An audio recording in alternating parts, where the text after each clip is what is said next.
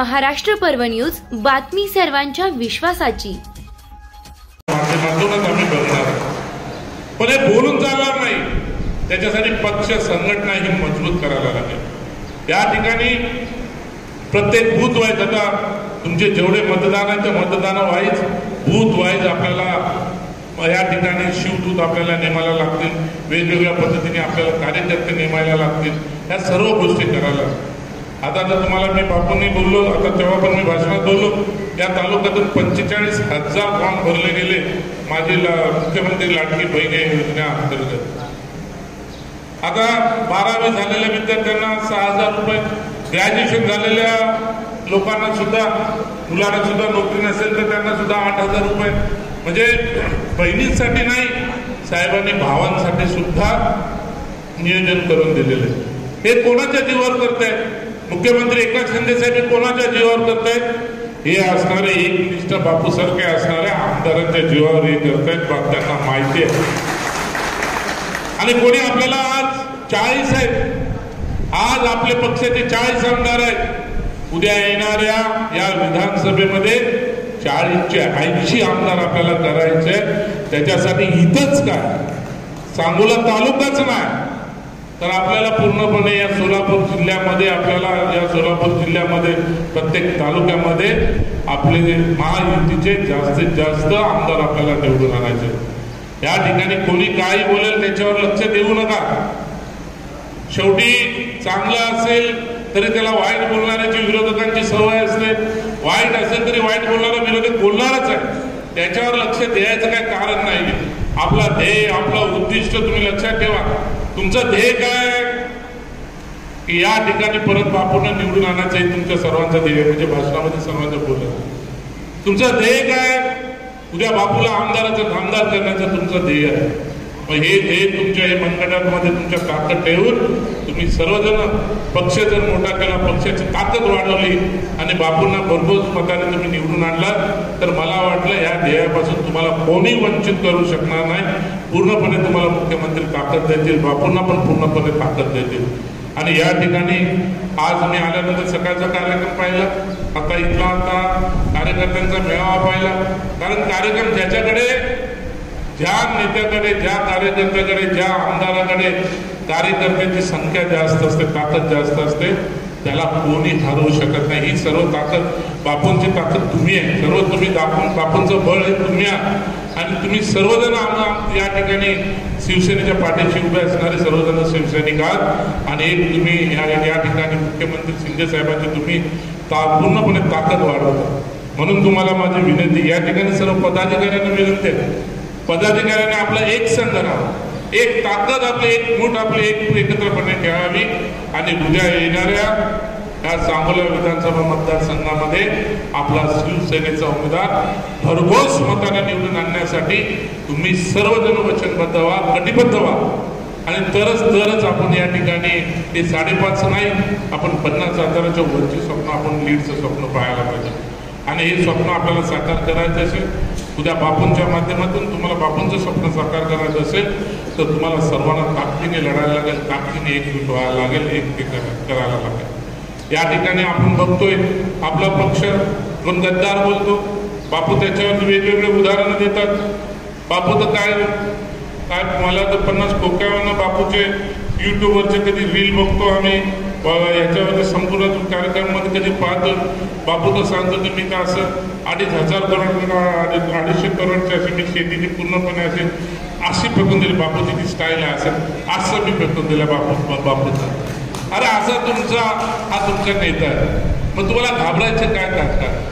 आणि खरोखरच तुम्हाला मी सांगतो, बापूंसारखा एक तर निस्वार्थी मनुष्य यांनी प्रत्येकाने सांगितलं याने आम्ही डिझेल टाकलं, आम्ही हे टाकलं, आम्ही ते टाकलं. आता बापूंचा तो मनसेचा आपला दिलीप धोत्रे माझा मित्र आहे, तो बापूंचा पण मित्र आहे. बापू एका भाषणामध्ये कुठेतरी मी युट्यूबवरती पाहिलं, बापूने दिलीपचं पण नाव घेतलं. बोलले दिलीपने मला मुंबईला जायला बोलले डिझेल मला भरून दिलं होतं, मला पैसे दिले होते. मी युट्यूबवरती बापूंचं भाषण कधी कधी बघतो तेव्हा ऐकतो, तेव्हा सांगितलं. म्हणजे अशी पण लोक उभे राहायला लागतात पाठीशी मदत करणारे, तरच मनुष्य पुढे जात असतो. श्रीमंत माणसाच्या पाठीशी नाही, श्रीमंत माणूस स्वार्थी पद्धतीने आपल्या बरोबर गेला. त्याला त्याचं मोठं व्हायचं, मोठं स्वप्न व्हायचं, त्याचं श्रीमंताची इच्छा असते. पण हे सर्वसामान्य मनुष्य, आपला सर्वसामान्य मनुष्य कसा मोठा होईल याच्याकडे त्यांचं लक्ष असते. म्हणून तुम्हाला सर्वांना सांगतो, संघटनेची ताकद वाढवा. पुढचं भवितव्य कोणी सांगायची गरज नाही, कुठल्या ज्योतिषांनी सांगायची गरज नाही. कोण काय बोलत असतील ते बोलतील, पण मी तुम्हाला सांगतो की येणाऱ्या काळामध्ये या ठिकाणी महायुतीचाच मुख्यमंत्री झाल्याशिवाय राहणार नाही. आणि बापू तुम्ही त्या ठिकाणी असल्याशिवाय मला वाटत नाही की कोरम पूर्ण होणार नाही, हे मला वाटतंय. त्याच्यासाठी तुम्हाला मी सर्वांना विनंती करतो, सर्वांना मी निरीक्षक म्हणून मी सांगतो, एक संघटनेची ताकद वाढवा. आणि संघटनेची जर ताकद वाढून जातीपातीच्या राजकारणावरती लक्ष न देता आपण एक कटाक्षाने आपल्या पाठीशी कोण उभा राहणारा कार्यकर्ता आहे, आपला कोण आपल्या पाठीशी येणारा, आपल्या सुखादुःखामध्ये कोण येणारा कार्यकर्ता आहे याचा विचार करा. आणि या ठिकाणी, या तालुक्यामध्ये, या जिल्ह्यामध्ये शिवसेनेचा भगवा फडकत राहावा याच्यासाठी तुम्ही सर्वजण कटिबद्ध व्हा. एवढं सांगून मी थांबतो. जय हिंद. इतका वेळ झाला तरी सर्वजण या ठिकाणी गावगावातून आलेले शिवसेना पक्षाचे प्रमुख पदाधिकारी आणि सर्व कार्यकर्ते उपस्थित. त्या ठिकाणी आल्यानंतर ज्या दिवशी माझे निरीक्षक म्हणून त्या ठिकाणी नेमणूक झाली त्या दिवशी सांगण्यात आलं की आपल्याला मला सांगोलानी सोलापूर मध्ये जाऊन पक्षाची परिस्थिती, पक्षाची कामगिरी, पक्ष कसा वाढेल आणि येणाऱ्या विधानसभेमध्ये पक्षाला आपल्याला जास्तीत जास्त मताने आपला त्या ठिकाणचा उमेदवार कसा निवडून आणता येईल याच्यासाठी तिथे जाऊन पक्षाची भूमिका, तिथे काय परिस्थिती आहे याच्यावरती निरीक्षण करून त्याचा अहवाल आपल्या त्या ठिकाणी मुंबईला देण्यात यावं असं सांगून आम्हाला आमचं काम सांगितलं गेलं. खरं पाहिलं तरी बापूंच्या बद्दल सांगायचं तर मी काय शहाजी बापूंना ओळखत नाही अशातला प्रकार नाही. बापूंच्या बद्दल जाणून आहे, बापूंच्या बद्दल समजून आहे. आज 5 वर्ष आमदार झाले म्हणून आहे, आमदारकीच्या अगोदर सुद्धा बापूंच्या बद्दल मी जाणून होतो. कारण पंढरपूर हे आमच्या समाजाचं एक वेगळं केंद्रस्थान आहे आणि बापूंचे जेवढे आमच्या समाजाचे लोक मित्र आहेत ते सर्व माझ्याबरोबर असतात, माझे कार्यकर्ते आहेत आणि माझे सर्व सहकारी आहेत आणि बापूंच्या बद्दल सर्व माहिती आहेच आहे. आता तुमच्या सर्वांचे मी 3 जणांची भाषणं ऐकली. बापू ऐकून फार आनंद वाटला की या ठिकाणी जो शिवसेना पक्ष, जो एकनाथ शिंदे साहेबांचा शिवसेना पक्ष ठामपणाने या सांगोला तालुक्यामध्ये एक वेगळ्या पद्धतीचा रेकॉर्ड करण्याच्या तयारीमध्ये आहे, या तिघांच्या भाषणावरून दिसून आलं. बापू तुम्ही बाहेर पडलात, तुम्ही मुख्यमंत्र्यांपेक्षा, एकनाथ शिंदे साहेबांपेक्षा तुमची डोंगर, झाडी, हॉटेल हे सर्व ठिकाणी प्रसिद्ध झालं आणि त्या ठिकाणी एक वेगळं वलय तयार झालं.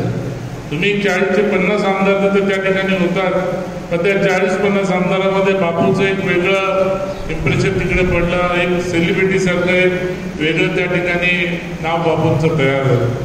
आणि बापू तुम्ही आमदार म्हणून तर होतातच, पण तुमच्या तालुक्याला पण नाव दिलं. सांगोला नाव हे प्रत्येक महाराष्ट्रामध्ये, प्रत्येक महाराष्ट्राच्या बाहेर सुद्धा पोहोचलं गेलं, हे तुमच्या नावाने पोहोचलं गेलं.